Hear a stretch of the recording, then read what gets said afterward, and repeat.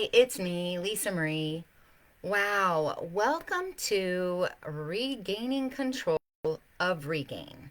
We are now in week 3, and I hope it hasn't been too hard, although I know it can be quite challenging, and I'm sorry for that. But this week, we're going to step into a few things to kind of take us a little further in on our journey. And this week we're titled Know Your Numbers. You have to know what you need for you and your body. And the only way to do that is to get the data, right? So first of all, I want you to relook at or look at it at all the supplements. What type of supplements are you taking? Are you taking any? Have you slacked off on that? You can find the numbers that we need pretty much anywhere under Google, and you just type in Google bariatric nutrition guidelines. And then I click it on image, and it'll bring up all kinds of them. The ASMBS is the one that I went to and used, and oddly enough, the sleeve VSG, the bypass, the Roux-en-Y, or the duodenal switch, which they call BPD-DS. They all three are very similar except for 4 things. And I think it's because the bypass and the duodenal switch have less nutrition absorption. So that's why people in those categories need more. Whatever method you're going to choose, if you're going to choose using a chewable multivitamin, a patch multivitamin, whatever it is, you need to get your supplements in. And if they didn't tell you at the beginning, this is forever. This is all your life. You will be taking supplements. And you will be having those run at the doctors when they do your blood work. So you need to know what supplements are good for you. Secondly, hydration.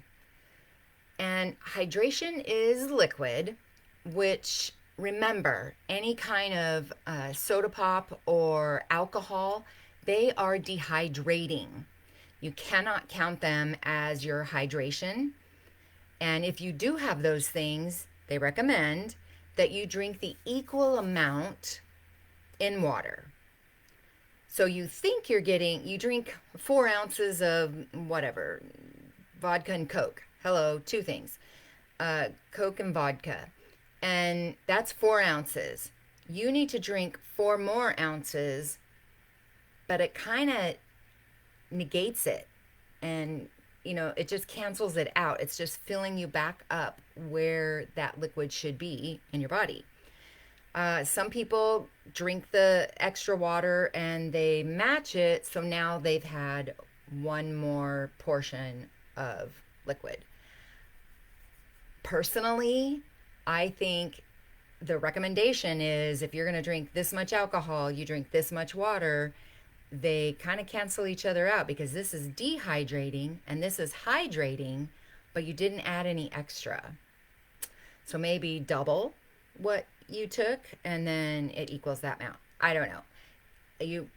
It's recommended that after bariatric surgery, when we're living a baritarian life, that we no longer partake in things that are carbonated, like pop, and things that are alcohol for various reasons. But I know a lot of us have gone back to some of that. So just know, if you're going to have some kind of liquid that dehydrates you, you need to have the water, the liquid, to hydrate you. Okay? So I don't know if you know this, but what counts as your liquids are water, protein shakes, tea, of course, again, caffeinated or decaffeinated. If you have caffeinated, you need equal amount of water to balance it out. And coffee, same thing. Caffeinated, decaffeinated, you need to drink at least the equal amount in water that you're drinking in your tea or your coffee. But the question with this hydration that I want you to look at and focus on this week is, how much are you drinking currently right now, today, yesterday. What is your normal consumption of water? If your normal consumption of water is 8 ounces in a day, and someone tries to tell you you need 64 ounces, what's that going to do to you? It's going to freak me out if they said that to me. And I don't want us to freak out. I do want us to be successful. And whatever it is you're drinking, remember your water, your protein shakes, if you drink decaffeinated tea and coffee, those count as your liquids. So if that's 8, 16, 24, 32, there you've had 32 ounces of liquid. So to reach the suggested 64 ounces, guess what? You only need 4 more glasses or portions of water. However, if you are drinking this much, okay, that was the 32 ounces. To increase that interval by 4 ounces at a time. A couple of days, add 4 ounces to whatever it is you're drinking. Then see how you're feeling, see if that was easy. I personally say 3 to 4 days to kind of get that habit.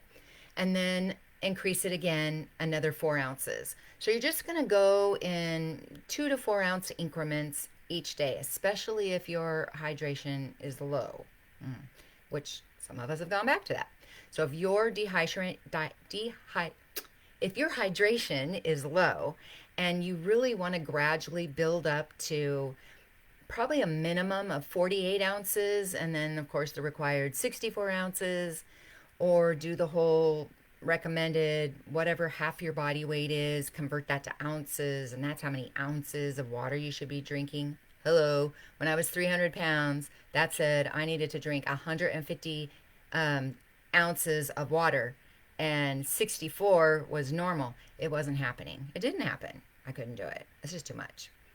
But increase slowly. And within that, you need to pay attention to your electrolytes. Because if you start drinking a bunch of water or those liquids, guess what happens? It's going to push your body's normal electrolytes out. And they're not going to be able to do what they need to do. And that's why I'm saying increase it 2 to 4 ounces each time you increase, so that your body has a chance to catch up. But if you start getting leg cramps or behind the knee and leg cramps, Charlie horses in different places, that's a sign that your electrolytes are too low and you need to increase those. And there's tons of ways to do that with water mix-ins, with recipes online that use a little bit of like Himalayan pink salt, things like that. Gatorade Zero, they have electrolytes in them. So there's a lot of different ways to get that I know you can find one that suits you. Okay, the next thing, number 3, that we're going to do this week is, ready? We are going to test the capacity of our tool. Yes, we can test the capacity of our tool. Here's how you're going to do it. You need to start with 12 to 16 ounces of something that is the consistency of small curd cottage cheese. It could be kind of thinned out mashed potatoes, or thinned out oatmeal, maltomeal, cream of wheat, even scrambled eggs. Something that you have to chew a little bit, but can also go down kind of easy. Okay? So it also needs to be the very first meal of the day. Nothing to eat or drink before you do this. And you've fasted all night, so your body already needs to break that fast with something. And this could be your first fueling even. And then normally you do liquid, okay, but for one day, change it and start it with the very first fueling of your day. Okay? So now you're going to set a timer. Well, probably get a food scale first. Put the item that you're going to eat out of with the item that you're going to eat onto a scale. See how much the whole thing weighs, okay? Or if you're going to put it into a different container, weigh that container and either subtract it, or if you can tear out, it's a little button on your scale, you can tear it, which means making it zero. Zero the plate, and then put the cottage cheese in or scrambled eggs or whatever. At least 12 ounces to 16 ounces. Okay? Now, set a timer for 10 minutes. And you are going to eat kind of a little quicker than normal. Pretty much put it in, chew, go down. Pretty much chew, go down. You're not going to pause a ton between the bites. I know, right? That sounds like woohoo, yeehaw, I get to eat a bunch. As soon as you start feeling that pressure that your tool is saying, "Ooh, I don't know if I can put any more bites in," you need to stop. Stop at that point, whether it's been less than 10 minutes or whatever. You want to stop at that point, because if you're a super fast eater, it may happen sooner.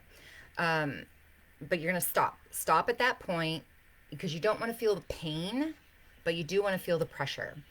And then you are going to see what that is, weigh it again, either in the bowl, in the whole container. That's why I said just do the whole container, because then you don't have to subtract and do a bunch of math. Put that on, see what it was. Whatever that amount is, that is your pouch capacity, right? And it's going to be, oh, my work is calling. It's going to be a little weird, and you may want to do it again, especially if after 5 or 10 minutes later you start feeling really bad dumping syndromes. Then you needed to put a little bit more time between your bites and try it again so that your pouch can really show you what its capacity is. But keep in mind that we all vary in different sizes, and you want to see what your size is, okay? Not what anybody else's is. It's what yours is. And it sounds scary, but it's doable, and believe me, mine is 3.5 ounces. So each fueling I do, maximum 3.5 ounces. If I do 4 ounces, 10 minutes, sometimes right after, but 10, 15 minutes after I've eaten, I get some type of dumping signal. You don't want that. And that's why you need to know how much you can have. Because remember, most of our tools are the size of an egg, maybe the size of our fist. And depending on what you eat, put in there is going to fill it up. So it does stretch a little bit, kind of like a stomach does, but it doesn't very much. And that's why you need to know what your capacity is. Okay, number 4. I've already been 12 minutes. I'm trying to keep it at 15, 20 at the most. So the other thing, number 4, you are going to find your numbers. I want you to do it however you want to. Look it up on Google. I personally use calculator.net, because up in the little corner where you can pick the little lines, there's like calculator-y system for so many things. And I use that because it seems to fit, and I like it, and it's easy, and it's all in one place. But you need to know what your BMI is. And you can go by a chart if you want, or you can go by the calculator, however you want to do it. It's on the charts now, and I don't necessarily believe that it should be our goal, but you need to know that number. Remember, we're gathering the data. We're gathering this information so that we can determine our path to our healthy journey. Okay? So you want to know your BMI. Then you also want to know your BMR, which is your metabolic rate, which is how your body burns calories. At what rate, when you eat something, does it burn it off? And if you look at the calculation on the calculator.net app or even on Google, because we're bariatric, you need to subtract 200 to 300 calories from what it tells you. That's like the calorie suggestion of what they're going to suggest to you. You need to subtract 200 to 300. The average, according to ASMBS and the American Society of another bariatric thing, coalition, I forgot what it's called. They say at the end of our journey, or at the end of our healing, our calorie intake should be 1,000 to 1,200 a day. Sounds like a big number. Some of us might be at 800, but it's 1,000 to 1,200 a day. So finding your ideal body weight can be challenging. And what's nice about the calculator.net, when you go to figure that out and you scroll down just a little bit, when you're doing your is it your BMR or your ideal body weight? I think it's the ideal body weight. When you put that in with your age and your height and you scroll down a little bit, it will tell you how many calories, and then it's going to give you two methods. The percentage of your calories all day. So you're going to start with a whole pie of 100%, right? So it's going to tell you chunks of percent to focus on. And that's your macros. That's your macros. Or you can try to go by grams, which it'll show you that as well. So example, calories, 1,000 to 1,200. I think I did it for the 1,000. Your protein would be 75 to 105 grams or 35 macros. Okay? And if you're going by macros, excuse me, your protein is going to be nearly half. And I had it written down last night. I'll try to find it before I end. But, I know where it is.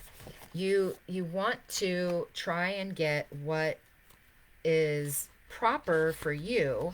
And that might be, oh gosh, it used to be right here in my journal. Sorry. Okay.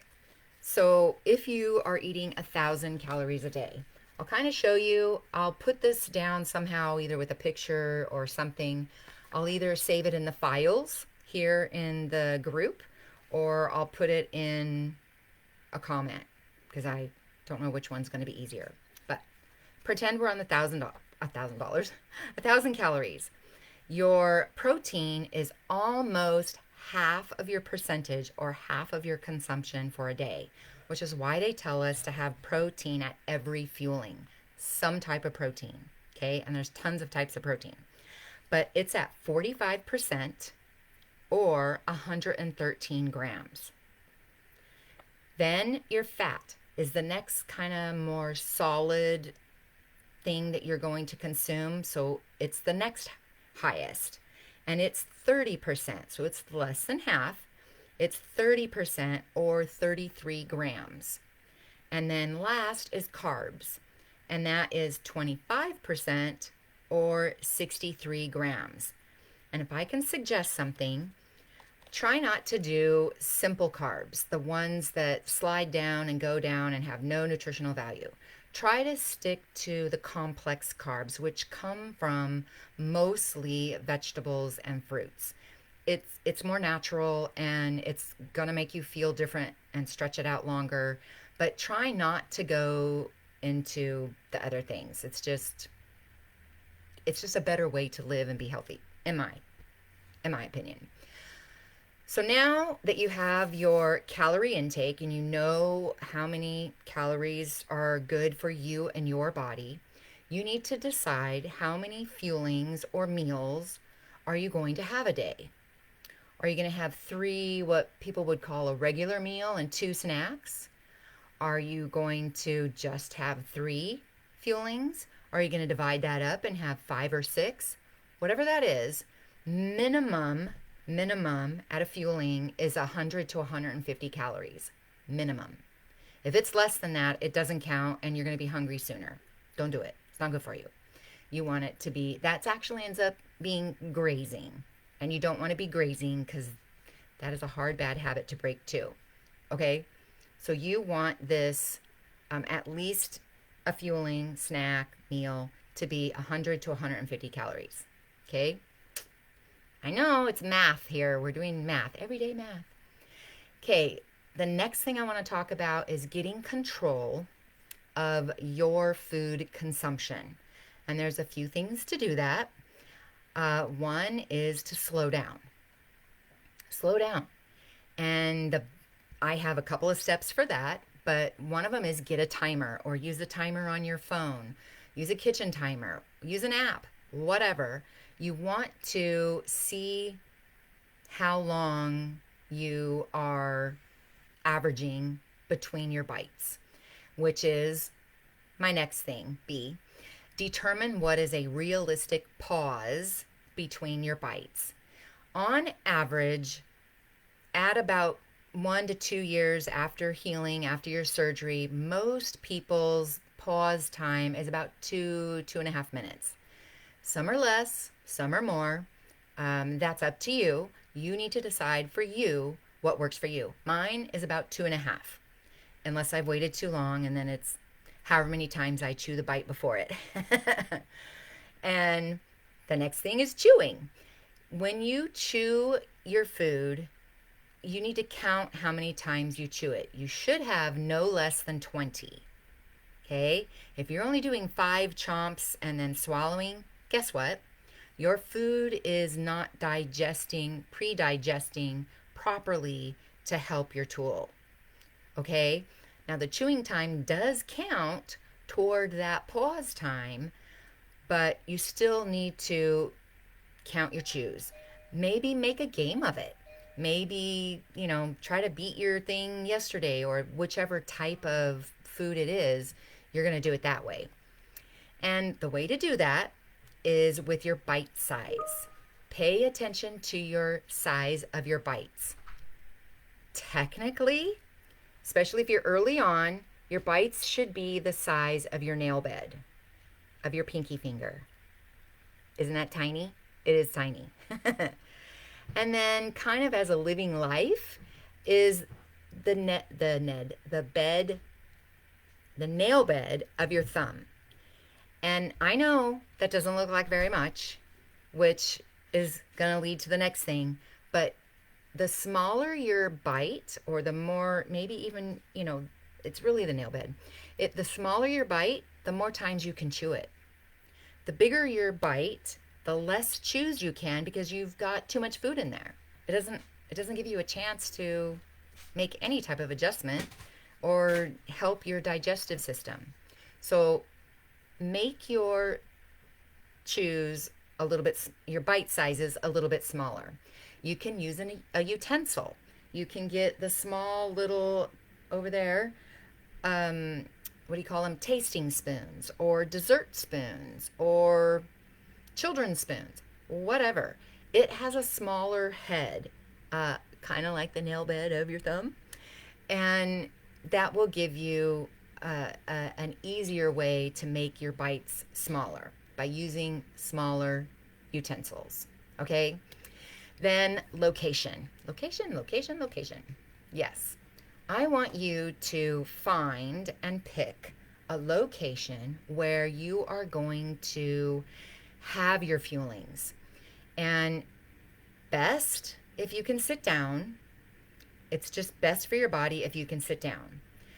And one thing about that is when you're standing and you're eating, the food just kind of goes down, and it'll go through your tool and not really give you that resistance feel, because you're standing up. So it's going to seem like you can eat more. Whereas if you're sitting, guess what? Your body is in this position, and your stomach is kind of right in the middle of all of that. And it can only make stuff go down so much to digest it before it pushes it into the rest of your body. So please try to find a place where you will be comfortable, where you can just zone out, have some time to yourself, and do some mindful eating. Pay attention to what you're eating. Smell it. Enjoy it. I know for a lot of us that have gotten out of the habit of this, it's going to be a little bit of a challenge. But even if you can give yourself 15 minutes to just pull away and do something, that's self-care. And that'll be very, very helpful for you. And then the next thing I want you to look at is your place settings. What type of utensils are you going to use? What type of plate are you going to use? What type of container are you going to use? Decide if you want pretty glass or ceramic or paper, whatever it is. You need to decide what looks and feels good so that you will actually enjoy the food that you're eating. The Dollar Tree has a lot of things. So does that store, Daiso. They have a lot of things that are small too. It's amazing. Just try it. And mine is in the other room, but I suggest that you invest in it's either a coffee or a candle warmer. It's like a little round thing and it plugs in and you have on and off.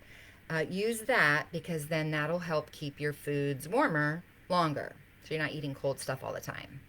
And then a reminder, no food and beverage at the same time.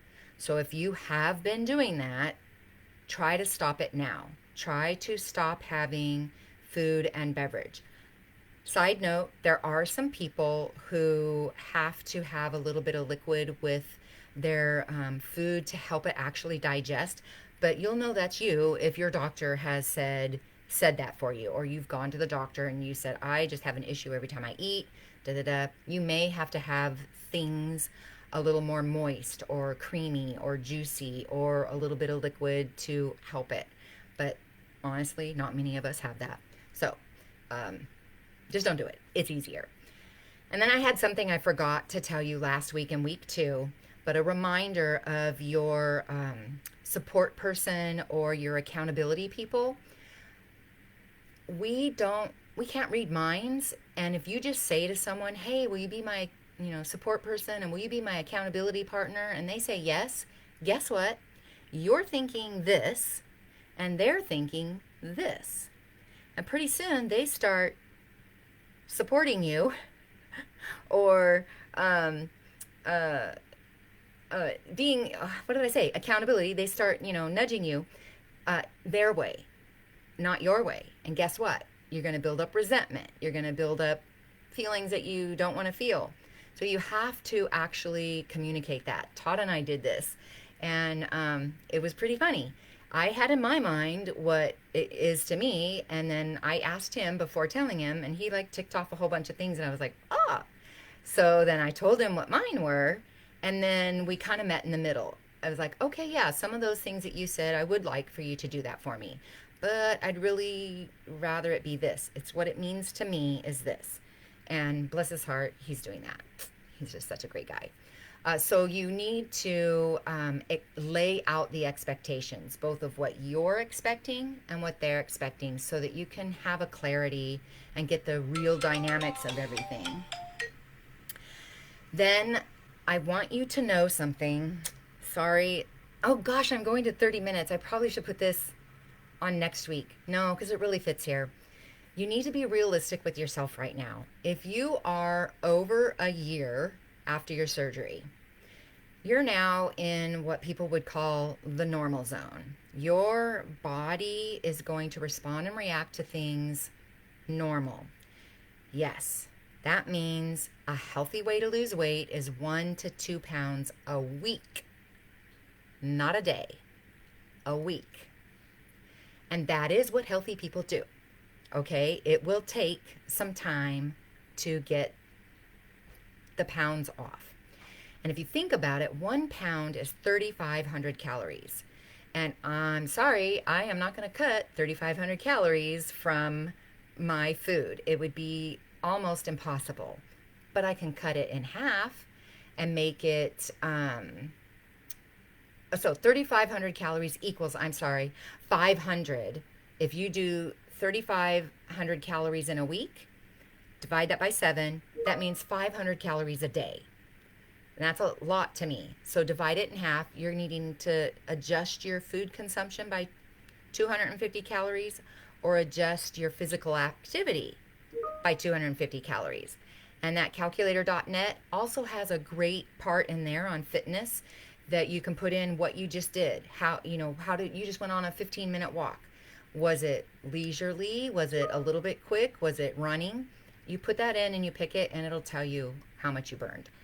But I really want you to be successful and know that you can be successful, but you have to have realistic expectations of yourself.